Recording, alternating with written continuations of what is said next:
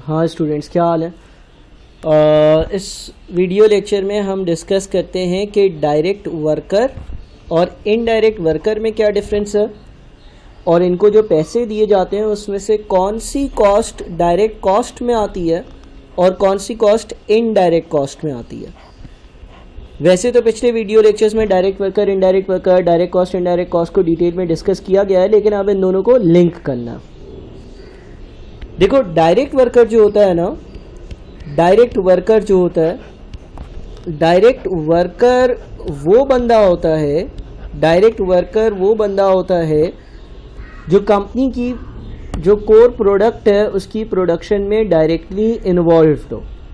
For example, अगर company cars बना रही है तो वो बंदा जो कार्स बनाने में इन्वॉल्व्ड होगा, जो प्रोडक्शन प्लांट पर काम कर रहा होगा, जो कार्स की प्रोडक्शन में डायरेक्टली इन्वॉल्व्ड होगा, वो डायरेक्ट वर्कर कहलाएगा। फॉर एग्जांपल, अगर कंपनी चेयर्स बना रही है, टेबल्स बना रही है, तो वो बंदा, वो कारपेंटर जो चेयर्स या टेबल्स बना रहा होगा, वो डायरेक्ट वर्कर कहलाएगा। पहली बात। इनडायरेक्ट वर्कर कौन होगा? Indirect worker is support staff, यानी कि इनडायरेक्ट वर्कर वो लोग नहीं होते हैं जो डायरेक्टली प्रोडक्शन में इन्वॉल्व हो। इनडायरेक्ट वर्कर की एग्जांपल हो सकती है कि एक कार्स बनाने वाली फैक्ट्री है, उसका जो सिक्योरिटी गार्ड है, उसका जो सिक्योरिटी गार्ड है वो इनडायरेक्ट वर्कर है, बिकॉज वो प्रोडक्शन में डायरेक्टली इन्वॉल्व नहीं है, बल्कि वो सिर्फ और सिर्फ एक सर्विस प्रोवाइड कर रहा है कंपनी में, और वो है सिक्योरिटी सर्विस। ठीक है। अच्छा, तो डायरेक्ट वर्कर और इनडायरेक्ट वर्कर दोनों के बीच में हमें ये डिफरेंस पहले भी पता था और दोबारा से इसको हाईलाइट कर दिया कि डायरेक्ट और इनडायरेक्ट वर्कर दोनों का डिफरेंस क्या है। डायरेक्ट वर्कर वो वर्कर जो डायरेक्टली प्रोडक्शन में इन्वॉल्व है, इनडायरेक्ट वर्कर वो वर्कर जो सपोर्ट स्टाफ है। एक और एग्जांपल ले लेते हैं। फॉर एग्जांपल, एक स्कूल है, स्कूल में जो टीचर्स होंगे, जो लेक्चरर्स होंगे, वो डायरेक्ट वर्कर्स होंगे बिकॉज वो टीचिंग में डायरेक्टली इन्वॉल्व है। लेकिन जो सपोर्ट स्टाफ होगा, मिसाल के तौर पर कोई ऐसा बंदा होगा जो शाम को झाड़ू लगाता होगा, या सिक्योरिटी गार्ड होगा, या एडमिन स्टाफ होगा, वो इनडायरेक्ट वर्कर में आएगा बिकॉज वो डायरेक्टली टीचिंग में इन्वॉल्व नहीं है। अब जनाब, डायरेक्ट वर्कर जो होता है उसको तनख्वाह दी जाती है, इनडायरेक्ट वर्कर जो होता है उसको भी तनख्वाह दी जाती है। अच्छा, डायरेक्ट कॉस्ट इनडायरेक्ट कॉस्ट के बारे में भी हमने डिफरेंस क्रिएट किया था। डायरेक्ट कॉस्ट को ज़रा अगर वापस से हाईलाइट किया जाए तो डायरेक्ट कॉस्ट वो कॉस्ट होती है जो प्रोडक्ट के साथ बहुत ज़्यादा गहरा ताल्लुक़ रखे, डायरेक्ट एसोसिएशन में हो उसका और प्रोडक्ट का कोई एक गहरा ताल्लुक़ हो। डायरेक्ट कॉस्ट वो कॉस्ट होती थी जिसका और जो प्रोडक्ट बन रहा है उसमें कोई एक अटैचमेंट हो, लिंकेज हो। और इसमें हमने पढ़ा था कि डायरेक्ट कॉस्ट में 3 चीज़ें आती हैं: डायरेक्ट मटेरियल, डायरेक्ट लेबर और डायरेक्ट एक्सपेंसेस। फॉर एग्जांपल, अगर कोई कंपनी कार बना रही है और कार में कोई स्टील यूज़ हो रहा है, इंजन यूज़ हो रहा है, स्टीयरिंग्स यूज़ हो रही हैं, ब्रेक्स यूज़ हो रहे हैं, वो सारे डायरेक्ट मटेरियल में आएगा, डायरेक्ट कॉस्ट में आएगा। वो वर्कर जो गाड़ी बनाने के लिए डायरेक्टली इन्वॉल्व है वो डायरेक्ट लेबर में आएगा, वो डायरेक्ट कॉस्ट में आएगा। दूसरे कोई भी एक्सपेंसेस, फॉर एग्जांपल रॉयल्टी से रिलेवेंट एक्सपेंसेस, वो सारे के सारे डायरेक्ट कॉस्ट में आएंगे, ये हमने पढ़ा था। इनडायरेक्ट कॉस्ट वो कॉस्ट होगी जो इनकर तो हो रही है लेकिन उसमें और प्रोडक्ट में कोई डायरेक्ट बहुत गहरा सिग्निफिकेंट ताल्लुक या लिंक नहीं होगा। ठीक है ना।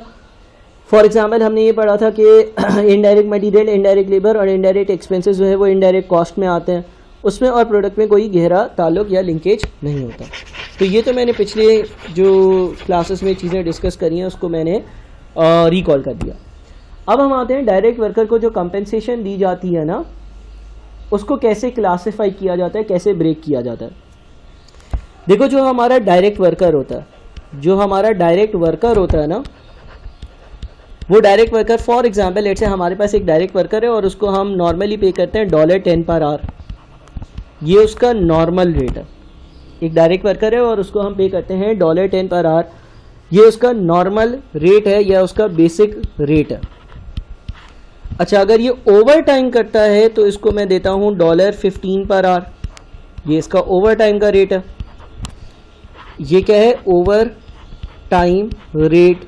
और इस ओवर टाइम रेट के 2 हिस्से हैं, अगेन हमने वो भी पढ़ा। एक तो है $10 जो इसको आम हालात में भी मिलता है, ये क्या कहलाता है? बेसिक। और $5 का क्या है, $5 का ओवर टाइम प्रीमियम है। $5 का क्या है, $5 का ये जो एक्स्ट्रा अमाउंट उसको पे हो कर रहे हैं हम, इसको हम कहते थे ओवर टाइम प्रीमियम, इसको हम कहते थे ओवर टाइम प्रीमियम। तो इस बंदे को एक तो हम बेसिक $10 पे कर रहे हैं और $5 का ओवर टाइम प्रीमियम पे कर रहे हैं, इस हिसाब से हम इसको टोटल $15 की पेमेंट कर रहे हैं। ठीक है। अच्छा, अब लेट से मंडे वाले दिन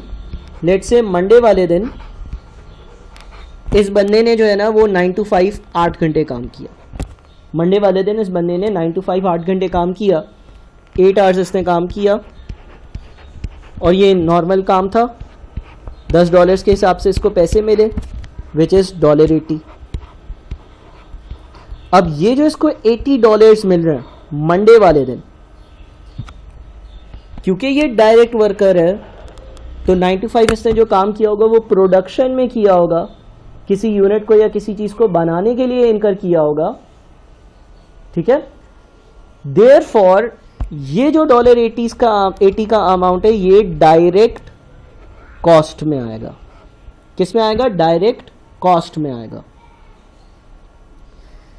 फिर आ गया लेट से ट्यूसडे वाले दिन अगेन इसने 9 to 5 काम किया, लेकिन अनफॉर्चुनेटली इसमें से लेट से 1 to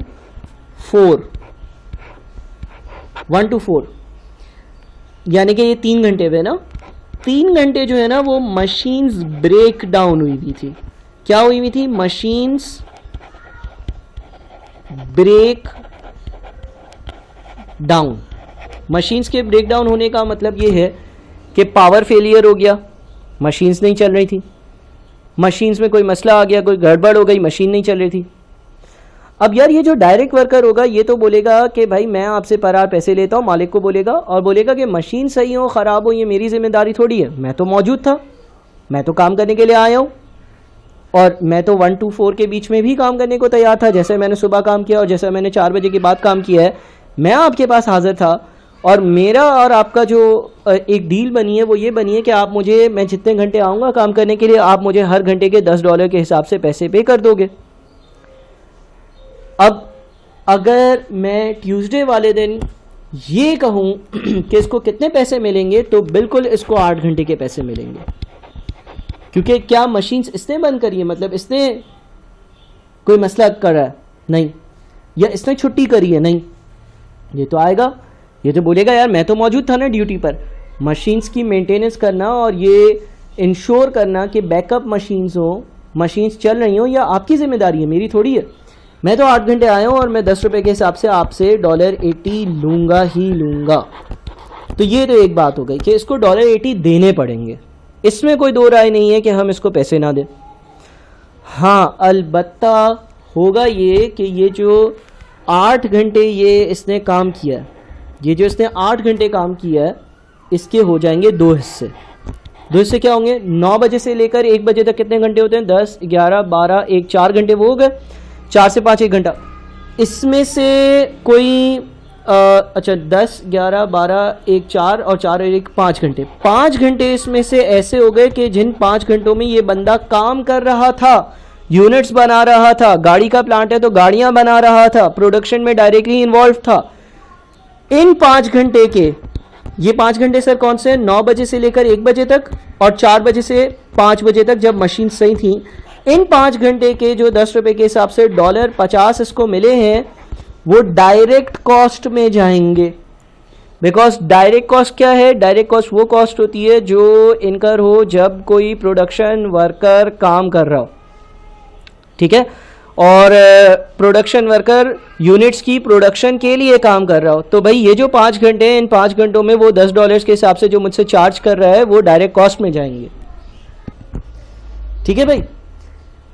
लेकिन जो 3 घंटे जब मशीन्स ब्रेक डाउन हुई हुई थी, तब ये मुझसे $10 के हिसाब से पैसे तो ले रहा था और उसके भी $30 बनते हैं, लेकिन क्या ये उन टाइम में, उस स्पेसिफिक टाइम में यूनिट्स बना रहा था, मतलब चीज़ें बनाने में इन्वॉल्व था? नहीं सर चीज़ें तो नहीं बना रहा था, शायद फारिग बैठा हुआ होगा, मशीन रिपेयर हो रही होगी इतनी देर। ये जाएगा अमाउंट इनडायरेक्ट कॉस्ट में या ओवरहेड्स में, ये जाएगा अमाउंट ओवरहेड्स में या इनडायरेक्ट कॉस्ट में। यानी कि एक चीज़ ये याद रखना कि अगर मशीन्स ब्रेक डाउन हुई हुई हैं और डायरेक्ट वर्कर जो है वो फारिग बैठा हुआ है, जो हमारे केस में है, तो उसको पेमेंट तो जाएगी, वो पेमेंट उस डायरेक्ट वर्कर की होगी। उस डायरेक्ट वर्कर की बात करेंगे तो उसने ट्यूसडे को $80 ही कमाए हैं, नो डाउट, लेकिन उसमें से $50 डायरेक्ट कॉस्ट में जाएंगे जब वो प्रोडक्शन में इन्वॉल्व था, और जब वो प्रोडक्शन में इन्वॉल्व नहीं था वो इनडायरेक्ट कॉस्ट में जाएंगे। वो कहाँ जाएंगे? वो इनडायरेक्ट कॉस्ट में जाएंगे। और इनडायरेक्ट कॉस्ट का एक और नाम भी था, इनडायरेक्ट कॉस्ट को हम एक और नाम भी देते हैं, और इनडायरेक्ट कॉस्ट का एक और जो नाम होता है, इनडायरेक्ट कॉस्ट का जो दूसरा नाम होता है वो क्या होता है? इनडायरेक्ट कॉस्ट का दूसरा नाम होता है ओवरहेड्स, यानी कि ये ओवरहेड्स में जाएगा। ठीक है, ये ओवरहेड्स में जाएगा।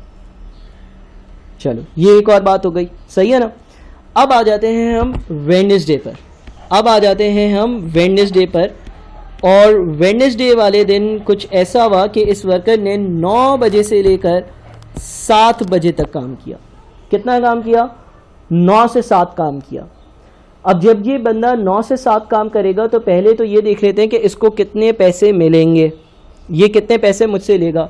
9 से 7 कितने घंटे होते हैं? 9 से 7 हो जाते हैं 10 घंटे, ठीक है ना। अच्छा, नॉर्मल ऑफिस टाइम है 9 से 5, तो ये ओवर टाइम कितने घंटे का कर रहा है? 2 घंटे का।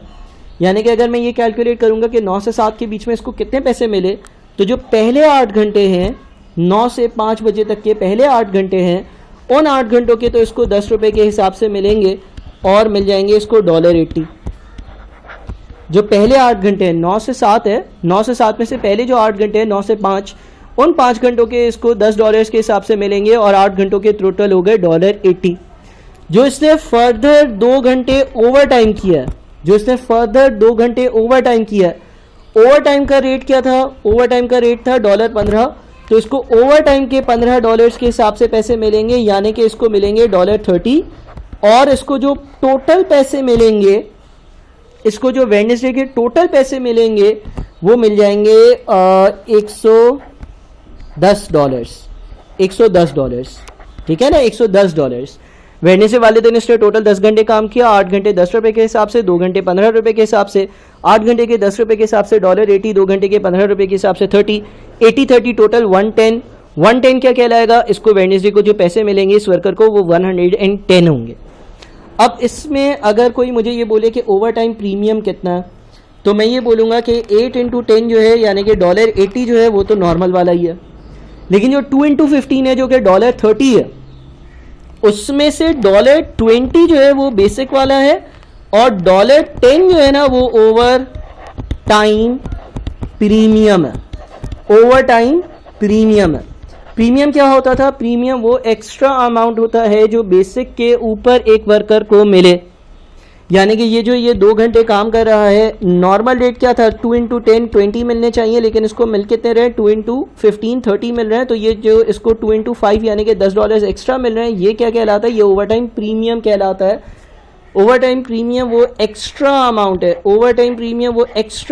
है जो इस वर्कर को हासिल हो रही है, ये ओवर टाइम प्रीमियम है, ठीक है। ओवर टाइम प्रीमियम वो एक्स्ट्रा अमाउंट है जो इस वर्कर को हासिल हो रही है ओवर टाइम करने की वजह से। अच्छा, अब यहाँ पर एक फ़िलहाल आप उसको एक रूल समझ लो, कुछ सवालात करके फिर इसको डिस्कस करेंगे कि क्यों ऐसा होता है, उसकी लॉजिक क्या है। लेकिन ओवर टाइम प्रीमियम क्या डायरेक्ट कॉस्ट में आएगा या इनडायरेक्ट कॉस्ट में, ये देखने वाला सवाल है, ठीक है। देखो ये है एक डायरेक्ट वर्कर, है 9 बजे से 7 बजे तक ये प्रोडक्शन में इन्वॉल्व था। 9 से 5 वाला $80 का जो अमाउंट है, ये तो डायरेक्ट कॉस्ट में जाएगा, ठीक है। लेकिन जो 5 से 7 वाला $30 का अमाउंट है, जिसमें से $20 नॉर्मल वाले हैं और $10 ओवर टाइम प्रीमियम के, इसमें से ये जो $20 नॉर्मल वाले हैं ये डायरेक्ट कॉस्ट में जाएंगे। लेकिन ये जो ओवर टाइम प्रीमियम बन रहा है, इसके लिए एक चीज़ देखनी पड़ेगी, और वो चीज़ ये होगी कि जब आप ऑफिस में ओवर टाइम करते हो, तो भाई दो रीजंस हो सकती हैं, ठीक है। एक तो ये है कि ओवर टाइम आप कर रहे हो कस्टमर की स्पेशल रिक्वेस्ट पर, यानी कि एक डायरेक्ट वर्कर 2 घंटे 3 घंटे नॉर्मल से ऊपर काम कर रहा है किसी कस्टमर की स्पेशल रिक्वेस्ट पर। एक कस्टमर ने बोला मुझे जल्दी है, मुझे मेरी चीज़ें जो है ना वो आज शाम तक ही चाहिए, तुम 2-3 घंटे ज़्यादा रुक जाओ, तुम ओवर टाइम कर लो, मैं वो खर्चा बर्दाश्त कर लूँगा, मैं वो मे भी पैसे दे दूंगा। कंपनी को उसने बोल दिया है, कंपनी ने सोच लिया कि यार हम इस कस्टमर के कहने पर हम ये एक्स्ट्रा टाइम लगा रहे हैं, तो हम इस कस्टमर से जो है वो एक्स्ट्रा चार्जिंग कर लेंगे या सो ऑन।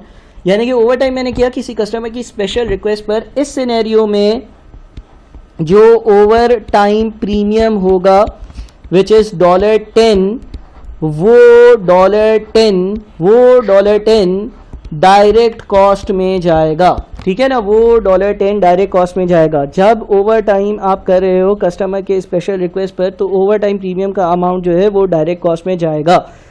लेकिन अगर आप ओवर टाइम कर रहे हो जो कि कस्टमर की स्पेशल रिक्वेस्ट पर नहीं है, एक जनरल ओवर टाइम है, यानी कि किसी जो है वो कस्टमर की स्पेशल रिक्वेस्ट पर नहीं है, बल्कि एक कंपनी ने बोल दिया कि यार आज 2 घंटे जो है वो ज़्यादा काम करना है, उसमें जो आपके पास $10 का अमाउंट है, जो आपका ओवर टाइम का प्रीमियम वाला अमाउंट है, वो इनडायरेक्ट कॉस्ट में जाएगा, ठीक है, वो इनडायरेक्ट कॉस्ट में जाएगा। तो over time premium direct cost में कब जाएगा? जब किसी कस्टमर की स्पेशल रिक्वेस्ट पर काम हो। और ओवर टाइम का प्रीमियम इनडायरेक्ट कॉस्ट में या ओवरहेड्स में कब जाएगा? इनडायरेक्ट कॉस्ट का दूसरा नाम क्या था? इनडायरेक्ट कॉस्ट का दूसरा नाम था ओवरहेड्स। ओवरहेड्स में तब जाएगा जब जनरल नेचर का ओवर टाइम हो, ठीक है। अच्छा, तो ये तो डायरेक्ट वर्कर की कहानी हो गई। फिर हमारे पास आता है डायरेक्ट वर्कर को कभी कभार जो है वो बोनसेस या कभी कभार जो है वो अलाउंसेस भी दिए जाते हैं, ठीक है ना, ये आप बाद में भी पढ़ोगे। बोनस क्या है भाई? एनुअली कुछ बोनस दे दिया, कुछ अलाउंस दे दिया आने जाने का, कन्वेंस का। ये सारा खर्चा भी किधर जाएगा? इनडायरेक्ट कॉस्ट में जाएगा। अच्छा, इनडायरेक्ट वर्कर क्या है भाई? इनडायरेक्ट वर्कर की जनरली जितनी भी तनख्वाह होगी वो सारी इनडायरेक्ट कॉस्ट में जाएगी, ठीक है। तो अब आप इसको आराम से देखकर अपने पास कॉपी करें और वंस डन उसके बाद फिर हम इससे रेलेवेंट सवालात भी डिस्कस करेंगे।